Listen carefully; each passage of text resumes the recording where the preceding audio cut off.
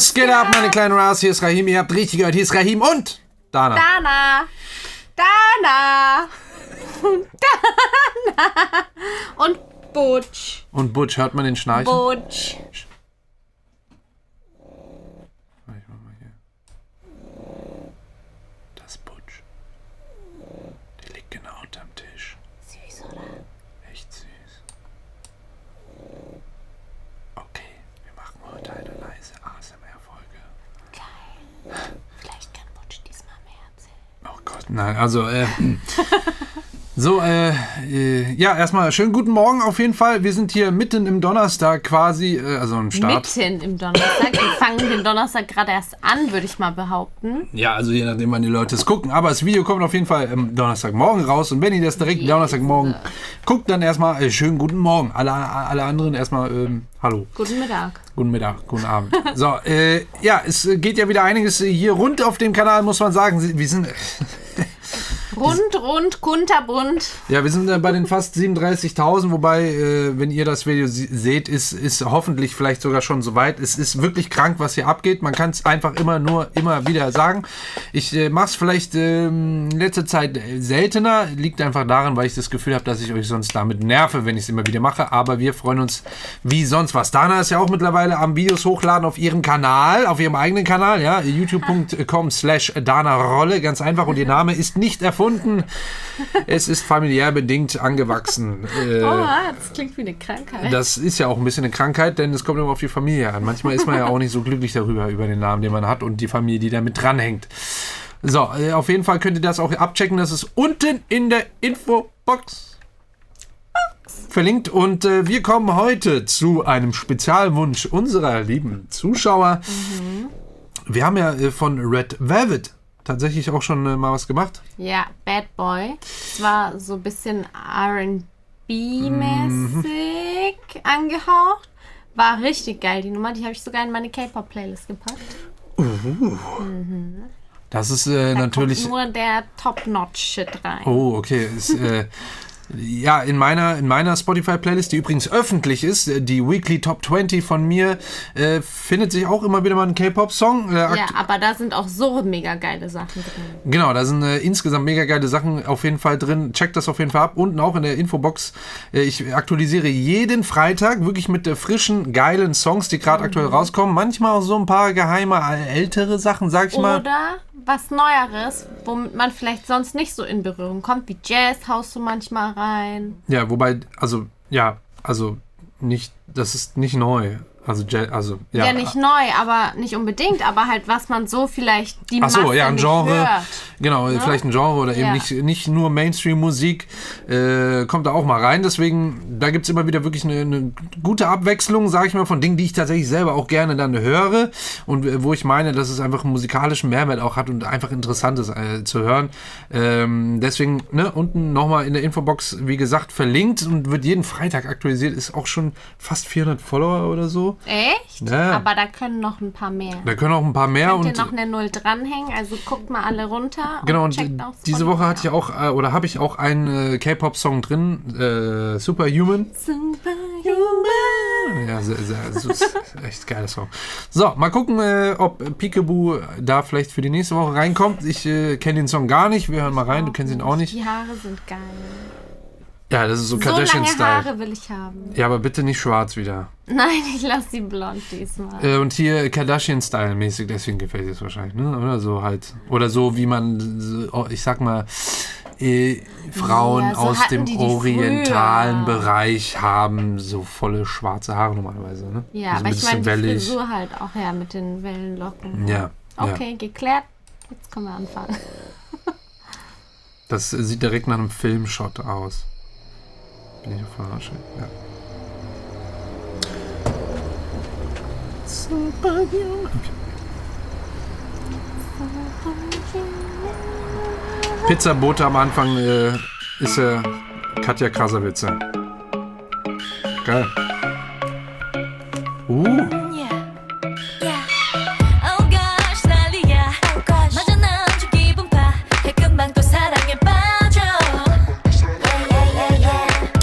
Von wann ist der Song? Weiß letztes ich Jahr? nicht. Oh, das kann ich hier gerade gar nicht sagen. Kannst mal nachgucken. Nee.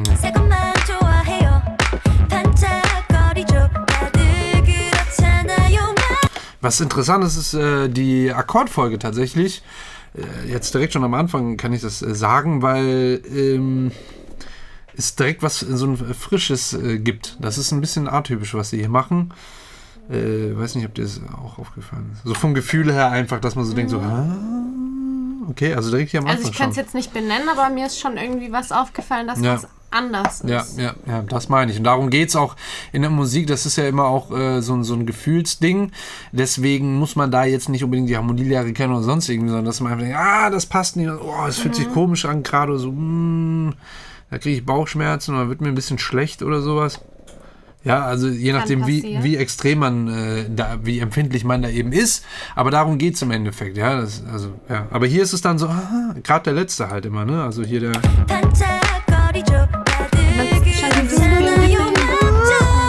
Das ist ja meine Soulcare.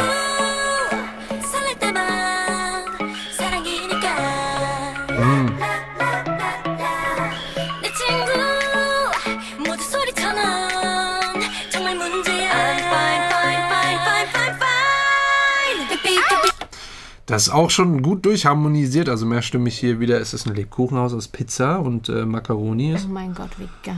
Oh mein Gott. Ich will sowas auch machen und danach essen. Geil, lass mal so ein Pizzahaus bauen, ey. Wie soll man das machen? Auf Pappe. Wäre das ein YouTube-Video?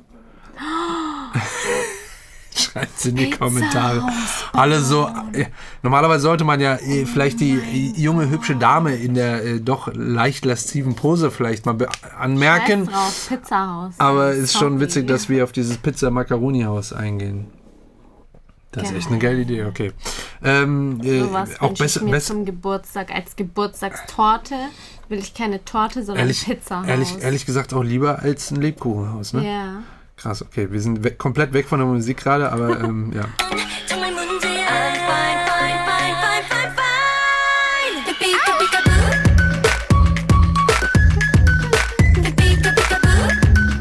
Krass.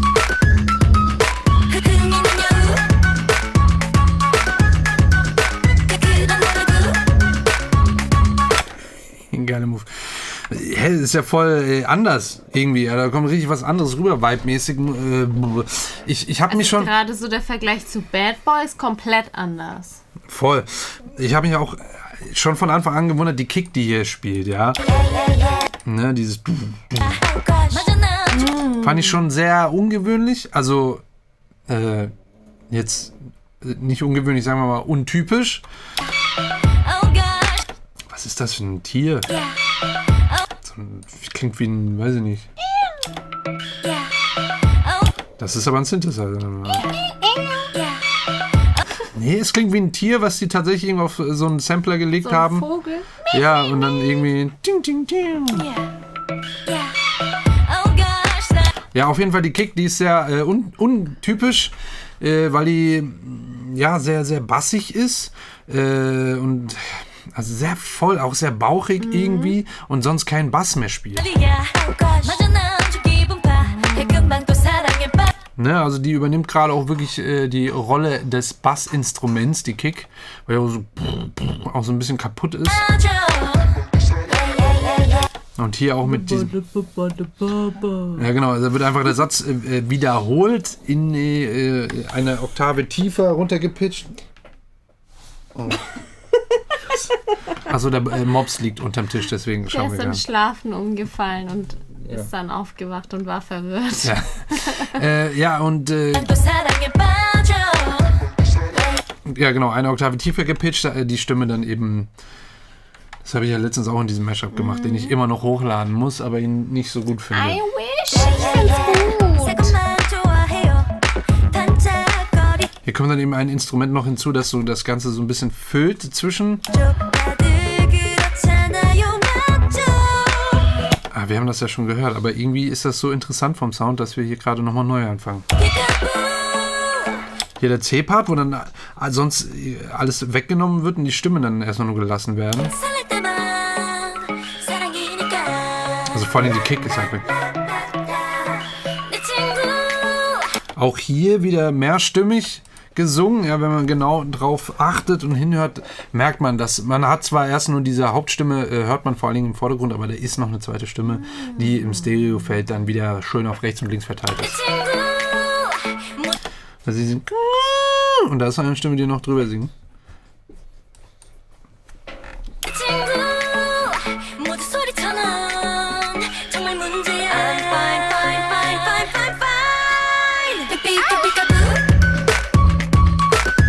Und hier kommt dann sogar noch ein Bass hinzu, der aber gar nicht so subbassmäßig ist, weil die Kick da schon füllt, aber der spielt immer du.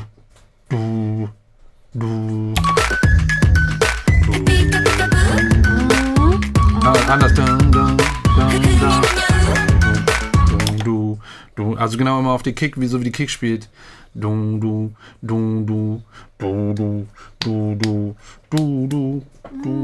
Also wechselt auch ein bisschen im Ton, bleibt nicht so ja, genau, spielt halt klar von dem Akkord immer den Grundton, das ist, so baut man das in der Popmusik sowieso immer auf.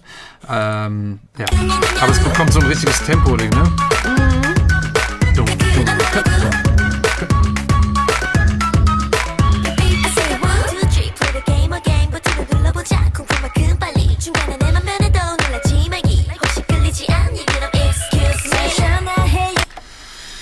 Was hatte die da? Ein totes Tier. Ich weiß, ein Teddy mit aus. So ein Grusel-Teddy, Horror-Teddy. Boah, shit. Offenen Bauch und ja. Auf jeden Fall, auch hier im Rap-Part Doubles natürlich klassisch drin, die aber so betont anders sind zu dem, zur Main-Stimme. So ein bisschen so ein Nachbetonen, irgendwie nochmal so stärker die Betonung draufsetzen auf die Aussagen. Das auch interessant vielleicht. Also das Ende vom Wort immer noch so nachgezogen hörst in den Doppelungen rechts und links und nicht von der Hauptstimme. Also sie sagt ja, dass man ting, der hi. Und die Doppelungen sind so richtig i. Weißt du? Okay, mach nochmal. Bitte. Übrigens sind da Waffen im Schrank. Ja, sie hat eine Waffe in der Hand.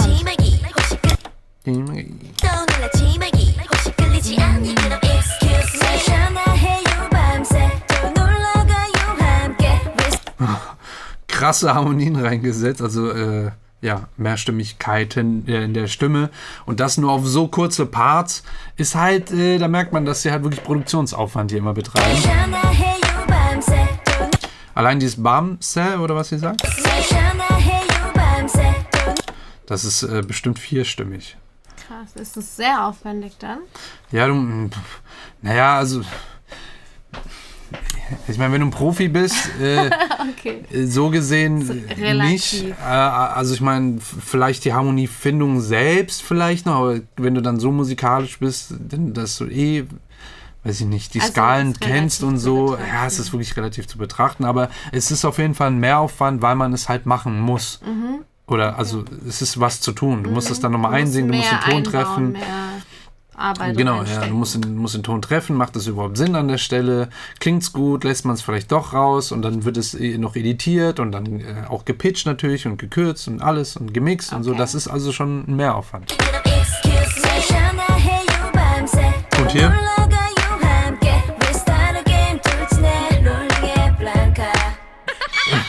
Okay, vorher ist es nur selektiv und am Ende wird es dann immer mehr. Also, das ist, ja, das ist ein Aufwand.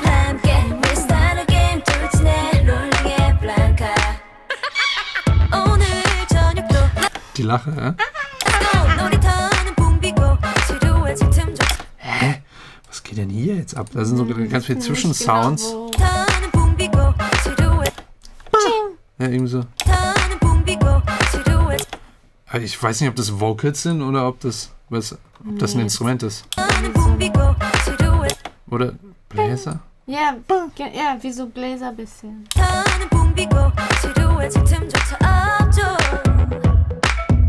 Ja, ist jetzt auch der Bass dann zu hören, der so...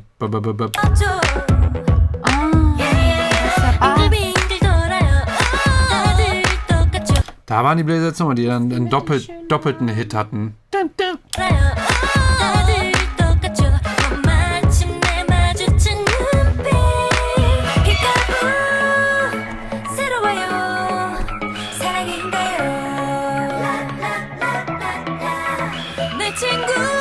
Pizzabote wird jetzt gegessen, kann das sein? Der wird zum Pizzahaus. Oh mein Gott. Okay. Fantasies. Okay, overgrown woman. Alles klar. What? Ja, du hast gesagt, der Pizzabote wird jetzt zum Pizzahaus. Ja, weiß ich doch nicht, was die da machen. Ich rede ja nicht von mir. Ach so. Aber du bist drauf gekommen. Ja, weil du irgendwie sowas Du hast gesagt, der wird jetzt gegessen. Also, was sind denn deine Fantasien? Da, jetzt ist er Pizza. Nee, er liegt doch selber dabei. Schwanger. Was für ein lustiges Bild, dass er dann Ja, auch da nicht so. noch so lächelt, so richtig. drapiert. Ich hab's überlebt, ich bin noch da. I'm alive! Noch.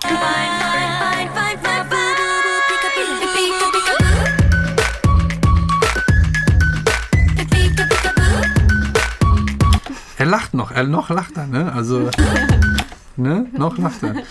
Die Hook ist von den Sounds, die ausgewählt wurden, wie es rhythmisch hier vorangeht, und das finde ich irgendwie echt super geil. Also ist irgendwie mal was anderes, muss ich sagen. Eigentlich ist es nicht so was total neu erfundenes oder so, aber man hört das irgendwie so selten. Hat ein bisschen sowas Verspieltes, ja, aber trotzdem noch so ein Groove drin. Ja. Dung, dung, dung, dung, dung, dung. Das ist halt auch ein cooler Rhythmus. Ich mache den auch immer ganz gerne. Der ist aber so in der, so im Mainstream benutzt man den nicht so oft, weil er halt viel Kickanteil hat. Und dann füllt das meistens immer zu sehr den Beat. Und eigentlich ist es hier auch der Fall. Sogar weil die Kick benutzt haben, die sie benutzt haben, die eben sehr, sehr, sehr wuchtig ist. Aber dadurch, da merkt man halt, dass da clevere Leute in der Produktion arbeiten. Die haben da aber nicht so viele Instrumente, zusätzlich andere Instrumente da reingeballert. Also sonst ist die Hook ja ist ja wenig los an Instrumenten. Die haben das ja recht simpel gehalten, aber genau aus dem Grund wahrscheinlich, weil das sonst zu stressig und zu komisch ist, wenn du dann dung, dung, dung, dung, und dann irgendwie, weiß ich nicht, 10.000 Pads und Synthesizer und zu viele Vocals und so. Das ist schon geil.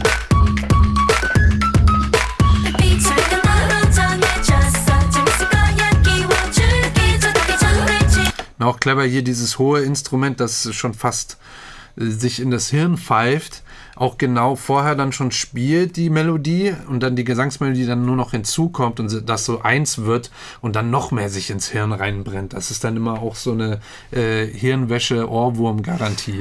Ja, weil es wird, man muss, genau. Und dann singen sie auch noch in der Melodie. Und das ist schon, ja, absolute Intention des Producers, ist schon fast forciert, ja, dass das wirklich dann beim Zuhörer sich so reinbrennt.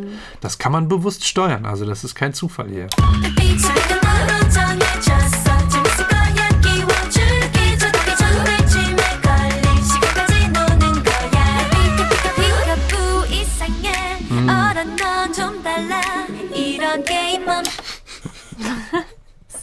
Ich verstehe den Zusammenhang immer noch nicht so ganz, aber ich bin gespannt auf die Auflösung gleich. Ja, aber ich weiß schon genau, wenn ich jetzt gleich die Kopfhörer ablege nach dem Song, dass ich diese Melodie auf jeden Fall noch im Ohr habe. Okay. Hier kamen die Instrumente jetzt aus dem High-Cut, also ne, die Höhen rausgeschnitten, kommen die dann hier in diesem C-Part dann langsam rein.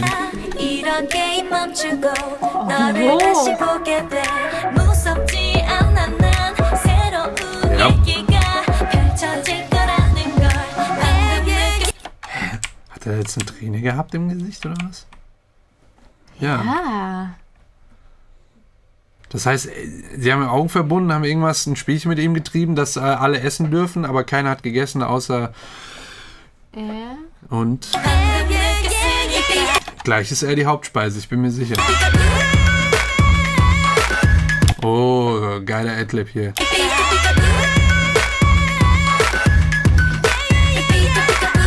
Oh, sie rettet ihn.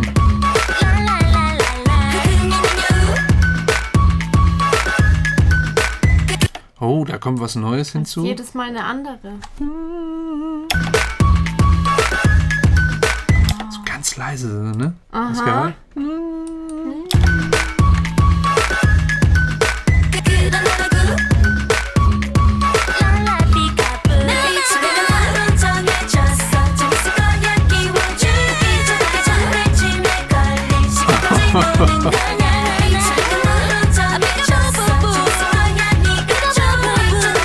Er oder sie?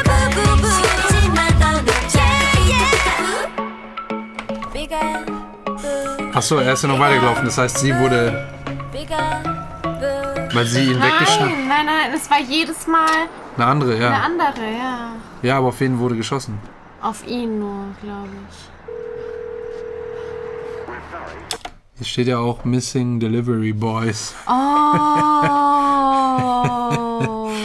Die werden auf jeden Fall alle weggesnackt dort. Aha. Und die hatten ja in dem Haus die ganzen Pizzaboy-Shirts, wie so ein Museum. Die sammeln Pizza Boys. Geil. What? Echt geil. Okay, ja, das war die Nummer. Gut, ich verschwinde mal lieber schnell, bevor ich hier gleich aufgefressen werde. Nee, aber echt... Ich hab auch Lust auf Pizza jetzt. Okay. Ja, eben, sie essen auch die ganze Zeit die Pizza da eben immer. Ja gut, ich meine, wenn ich so eine Pizza mit Diamanten oder so hätte, würde ich die auch noch mal mehr essen. Was bringt dir das, wenn du Diamanten isst? Keine Ahnung. Dann bin ich mehr wert, weil ich Diamanten in mir... Die kommen aber auch irgendwann wieder raus, das weißt du. Nein, die bleiben. Okay. Ja, auf jeden Fall, ich finde die Hook super interessant, sehr, sehr geil, muss ich sagen. Kann ich, also wirklich... Die Bluse ist geil. Und so der Kontrast mit den Waffen oder Kleid ist es sogar, ne? Ja. Wie es drapiert ist oben. Heftig. Ja, und dann diese ganzen harten Waffen. Richtig nice. Wirklich, ich finde die Hook richtig geil. Also ich würde es jetzt auch echt gleich nochmal auf der Anlage hören wollen, weil ich das echt interessant fand, ob ich da mir vielleicht sogar was abschauen kann. Super interessant. Vielen Dank für die Vorschläge. Das war ja auch schon lange sogar auf der Liste. Ich habe das auch schon einige Male gesehen. Dana hat das jetzt hier nochmal forciert, dass es durchkommt. Oder jetzt drankommt. Deswegen, ja, auf jeden Fall sehr geile Nummer. Also auch, wie hieß der andere Song nochmal? Bad Boy. Bad Boy. Fand ich war den, eine andere Nummer, war richtig geil. Fand ich den auch geil? Ich erinnere mich nicht mehr. Doch, den fandest du auch gut. Aber von dem hier schwärmst du gerade mehr. Ich fand den auch sehr, sehr gut. Aber mir hat Bad Boy, glaube ich, jetzt, wenn ich so Song zu Song entscheiden müsste, fand ich Bad Boy besser, persönlich. Okay. Müsste jetzt nochmal hören direkt. Aber jetzt gerade muss ich sagen, das gefällt mir echt sehr gut. Krass. Okay. Mir war das auch so K-Pop ein bisschen untypisch ist. Nicht wirklich, weil die Vocals, so wie die aufgebaut sind und so weiter, das ist nicht K-Pop untypisch. Sehr, sehr stark, wieder auch sehr viele Harmonien, also sehr viele mehrstimmige Vocal-Passagen, also Gesangspassagen auf Deutsch gesagt. Das ist schon sehr stark und auch wieder dieser Charakter von halt Mainstream, poppig, Good Times und nach vorne und so. Das ist schon das Typische, aber irgendwie hat der Beat was Interessantes. Das muss man schon sagen. Und trotzdem aber mit eben dieser mainstreamigen Hauptmelodie, ja, noch ist Spaß. Schon die ganze ja, noch ist Spaß. Am Ende war seins ja drin. Ja, dieser genau, Mainstream-Gesangsmelodie, die ja eben wieder für einen Ohrwurm-Charakter oder Ohrwurm definitiv sorgt. Das ist schon wieder K-Pop. Aber irgendwie... Also ich habe es jetzt auch direkt im Kopf noch. Love sees no color. Ja. Okay, ja, vielen Dank. Ich glaube, das reicht und das war's. Ich hoffe, ihr konntet was mitnehmen. Falls ja, dann schreibt das gerne auch in die Abo-Box. Kommentar. Und betätigt die Abo-Box, wollte ich sagen. Genau, Wünsche gibt es ja einige. Daran mangelt es ja nicht. Das brauche ich nicht nochmal erwähnen, dass ihr eure Wünsche in die Kommentare schreiben müsst. Wir kommen gerade mal so jetzt hinterher. Täglich gibt es ja schon Videos, aktuell 2. Wir waren ja sogar bei 4 Videos, 2 Monate lang. Jetzt aktuell eben nur noch nur noch 2, aber es ist trotzdem immer noch sehr viel, aber da sollen eben noch andere Sachen kommen, deswegen hat sich da der Schwerpunkt jetzt ein bisschen verschoben, aber es geht trotzdem hier sehr gut voran. Dana ist auch am Videos machen, jetzt jeden Sonntag bei ihr auf dem Kanal, sehr, sehr geil. Schaut bei ihr vorbei, ist unten auch nochmal verlinkt in der Infobox. Alles andere, was ihr vielleicht noch interessieren könntet, wissen wollt, wie zum Beispiel die Kopfhörer oder sonstiges, alles unten verlinkt. Und nicht vergessen meine Spotify Weekly, also die ist auch immer sehr interessant. Ich sage ja nur mal so, ne? Also alle da draußen, die Spotify haben, lohnt sich das von allem was dabei. Und die kein Spotify Mega haben geil. und das, da weiß ich nicht, ob gerade noch ein Monat kostenlos ist, gibt es eben, wie gesagt, das Amazon Unlimited für einen Monat kostenlos. Ich ärgere mich, dass es nicht mehr die 90 Tage sind. Weil ich habe mich so gefreut, dass ich das gefunden hatte. Noch, als du es erzählt hast, du warst voll hyped. So, oh mein Gott, 90 Tage. 90 Tage, das sind ganze 3 Monate. Das muss ich direkt meinen Zuschauern mitteilen, dass sie da alle das schön ausnutzen können for free. Aber, ja gut. Aber wenn ich immer so Coupons finde, deswegen lohnt es sich immer in die Beschreibung zu gucken, dann schreibe ich das auf jeden Fall unten rein. Und ja, ansonsten würde ich sagen, bis zum nächsten Video. Lasst ein Abo da und noch einen schönen Donnerstag dann, ne? Tschüss.